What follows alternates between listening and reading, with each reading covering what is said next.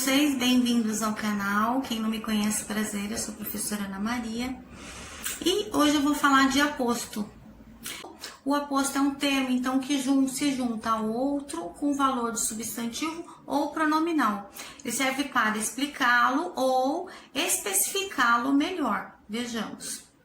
Ele vem separado dos demais termos da oração. Pode ser por uma vírgula, por 2 pontos, tá?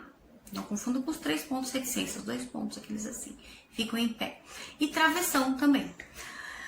Se eu falo assim, por exemplo, Ana, vírgula, olha aí, vou usar a vírgula agora como exemplo. Irmã de Eleonora, vírgula, é uma excelente professora, ponto de exclamação.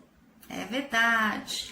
Olha lá, então, irmã de Eleonora é o aposto. Por quê? Ele está explicando, eu não falei que eles são os termos separados por vírgulas. Neste caso, o aposto ficou bem no meio, entre vírgulas. Eu estou explicando melhor, né? O substantivo aí que é Ana, que é o sujeito da oração. Quem é uma excelente profissional, que é a irmã de Eleonora? Em resposta, Ana. Então, irmã de Eleonora, que é o que ficou entre vírgulas, é o aposto. Esses termos, né? Da oração ficou separado, então, por vírgulas. Um outro exemplo, por exemplo, ontem, vírgula, sexta-feira, vírgula novamente, fiquei com dor no estômago. Ou poderia falar estomacal, no estômago, em mais o, estômago substantivo, tá valendo uma locução, ok. Ou poderia falar também, ontem, vírgula, sexta-feira, vírgula, fiquei com dor estomacal. O sentido continuou o mesmo, ok. Então, qual é o aposto aí? Justamente sexta-feira. Sexta-feira que ficou entre vírgulas. O mesmo caso lá da irmã de Eleonora.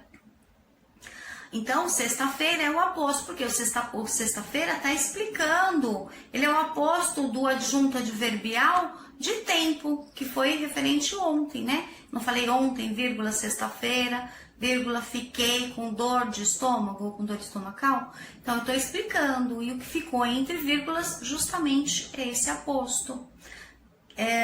Sintaticamente falando, assim, esse aposto, ele equivale ao termo que se relaciona, porque ele poderia substituí-lo, por exemplo.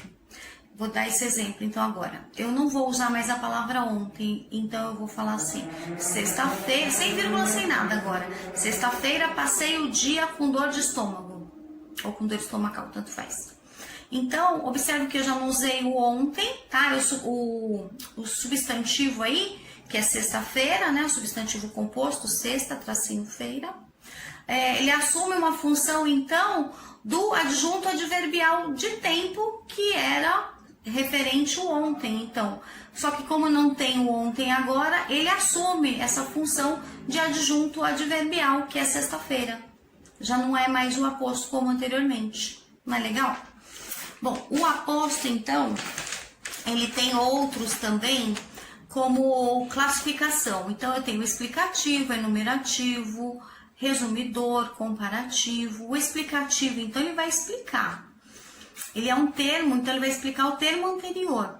Então, por exemplo, Gregório de Matos, vírgula, autor do movimento barroco, vírgula, é considerado o primeiro poeta brasileiro, e é verdade. Essa frase é uma frase afirmativa e verdadeira. Então, o que ficou entre essas vírgulas, que é autor do movimento barroco, que eu estou explicando quem é o Gregório de Matos, que é considerado o primeiro poeta brasileiro. Então, o Gregório de Matos é o sujeito, o aposto é o autor do movimento barroco, justamente o que ficou entre vírgulas. Então, a classificação desse aposto é uma classificação explicativa. Então, tem enumerativa também, que deixa sempre genérico, né, esse substantivo, resumidor. Tem comparativo também, que vai fazer essa comparação. Distributivo, tem uma oração que eu gosto bastante. Então, vamos lá. Drummond e Rosa, ou Guimarães Rosa, né, são grandes escritores, vírgula, aquele na poesia e este na prosa. Então, quando eu falo este, aquele, que eu estou usando o pronome, o que fica, então, de aposto é o que fica entre vírgulas. que é aquele na poesia e este na prosa. Então, ficou o aposto distributivo, que é uma das classificações, né? Tem o aposto da oração, por exemplo, se eu falo assim, ó, ele correu durante 2 horas, vírgula, sinal de seu preparo físico. Quando eu falei vírgula, não falei que o aposto pode ficar entre vírgulas? Então, sinal de preparo físico é neste que é o aposto, tá? Um aposto de oração, referente à classificação. Bom, o aposto ele pode ser também especificativo, olá, sem pontuação, quando ele não tem os 2 pontos, ele não tem vírgula e também não tem o travessão, por exemplo. Se eu falo assim, a Avenida Paulista fica muito distante de Macaé. Então, a Avenida Paulista aqui em São Paulo fica muito distante, muito adjunta de verbial, de intensidade, de Macaé lá no Rio de Janeiro. Poderia ser Macaé, poderia ser Copacabana. Então, neste caso, eu não usei nem ponto, nem vírgula, nada. Mesmo assim, ele é um aposto. Então, tem casos que não se usa, porque eu comecei falando nas primeiras coisas que o aposto que identifica sempre vírgula, né? Que ele vai estar entre vírgulas. Pode ter, então, o vírgula ou travessão, ou os 2 pontos. Neste caso, não, tá? Esse é um caso específico, então chama aposto especificativo, tá bom? Porque ele não vem com essa pontuação.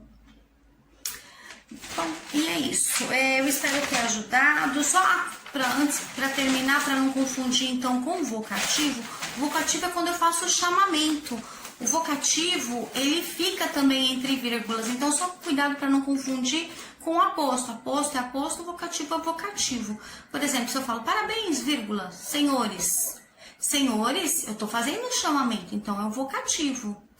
Não é um aposto só porque tem a vírgula, então eu queria chamar atenção quanto a isso. Por exemplo, se eu falo assim, vejam, vírgula, senhores, vírgula, quem chegou? Ponto de exclamação. Então, quando eu falo senhores, também é um vocativo. Eu tô fazendo uma invocação, eu tô chamando a pessoa. É diferente do aposto. Por exemplo, se eu falo ontem, vírgula, terça-feira, vírgula, novamente, viajamos. O que ficou entre vírgulas, aí sim é o aposto, que é no caso terça-feira, porque eu tô explicando ontem. Tudo bem? Espero ter ajudado e até um próximo vídeo. Beijos!